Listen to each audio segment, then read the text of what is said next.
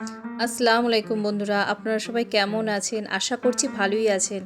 মৌ lifestyle ব্লগে আপনাদের স্বাগত জানাই। তো আজকে সকাল সকাল আমরা বেরিয়ে পড়েছি। বাইরে একটু বৃষ্টিও হচ্ছে। তো এখন বাজছে সকাল 8টার সময় আমরা বেরিয়ে পড়েছি, কারণ আদিকে ক্রিকেটে অ্যাডমিশন করাবো। বাইরেটা কেমন ধোঁয়াশা ধোঁয়াশা লাগছে দেখুন।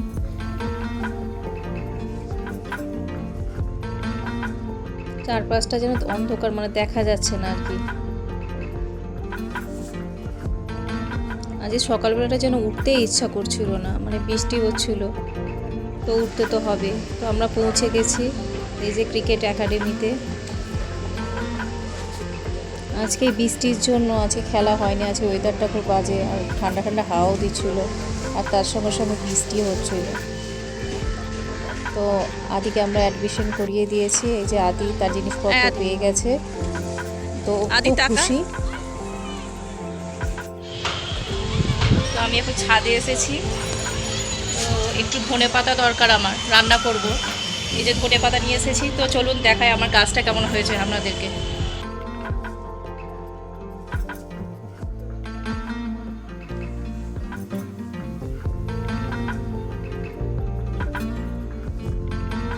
এখানে আরও দুটো টমেটো গাছ লাগিয়েছি, দেখুন কি সুন্দর টমেটো হয়েছে। এই যে এখানে দুটো টমেটো হয়েছে।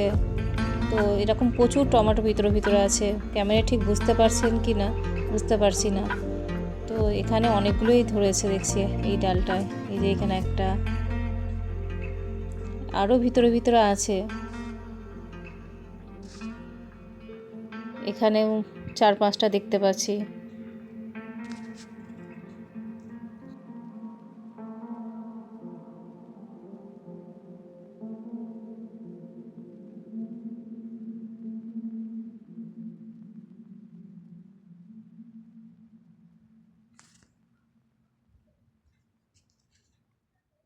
এখানে পালং শাক লাগিয়েছি, তো পালং শাক 2-3 বার তুলে খাওয়াও হয়েছে, তারপরেও এই পাতাগুলো গজিয়েছে। তো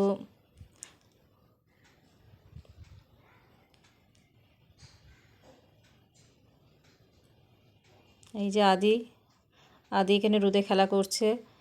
তো এখানে দেখুন আমাদের বাড়ির সামনে একটা স্কুল আছে, তো এখানে বাচ্চাদের খেলাধুলা হচ্ছে। তো এদের খেলাধুলা দেখে আমাদের সেই স্কুল লাইফের কথা মনে পড়ছে, যে এই শীতের দিনে খেলাধুলা হতো।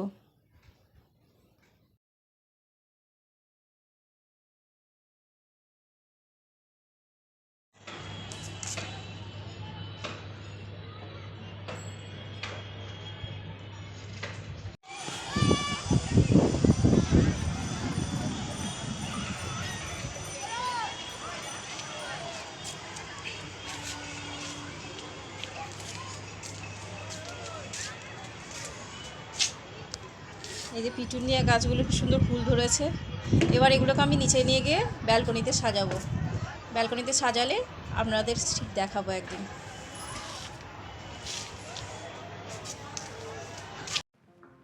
আমি এখন ছাদ থেকে নেমে এসেছি, তো আমার রান্না বান্না কিছুটা আমি করে গিয়েছিলাম। তো এই দেখুন ভাতটা আমার হয়েছে, ভাত করে নিয়েছিলাম, আর এদিকে দুধ ফুটিয়ে নিয়েছিলাম। এটা হচ্ছে দুধ পুলি। তো দুধ পুলি রান্না করেছিলাম একটুখানি।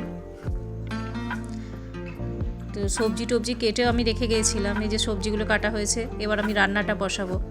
তো এখানে আজকে পালং শাক, গাছের পালং শাক এখানে আমি কেটে রেখেছি, রান্না করব। পুঁই শাক আছে, পালং শাক আছে। আসলে পুঁই শাকটা সবাই খায় না, ওই জন্য পুঁই শাকটা আমি পছন্দ করি। পুঁই শাকটা ছিল, নষ্ট হয়ে যাচ্ছে, ওই জন্য পুঁই শাকটাও করে নেবো ভাবছি।